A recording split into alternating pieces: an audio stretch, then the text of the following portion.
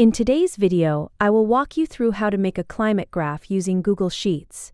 Please like and subscribe if this video helps you. To begin, open Google Spreadsheet or an existing file where your climate data is stored. If your climate data is already prepared, it should include monthly temperature and precipitation values arranged in rows or columns. Take a moment to make sure everything is organized clearly, with each month lined up alongside its corresponding temperature and precipitation values. Then click and drag across your dataset to highlight all the information you want included in your graph.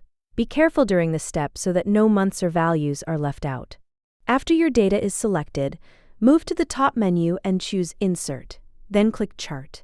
A chart will automatically appear along with the Chart Editor panel on the right side of your screen. Inside the Chart Editor, look for the Chart Type option and change it to a combo chart. This setup allows temperature to be displayed as a line, while precipitation appears as bars, making both datasets easier to compare on one graph. Next, focus on making the chart easier to understand.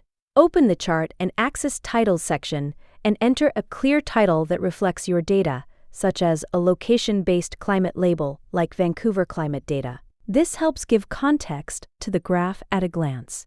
Now go to the series settings. Assign precipitation to the right vertical axis and keep temperature on the left vertical axis. This separation helps prevent the values from overlapping and makes the graph much clearer to read. After that, go into the chart style options and enable a smooth line for the temperature series so the trend appears more natural and easier to follow. Move on to the right vertical axis settings for precipitation. Set the minimum value to 0 and adjust the maximum value to 300 so the scale properly fits typical precipitation ranges and keeps the visualization balanced. Finally, return to the Chart and Axis Titles section again and label your axes clearly. On the left vertical axis, enter temperature degrees C.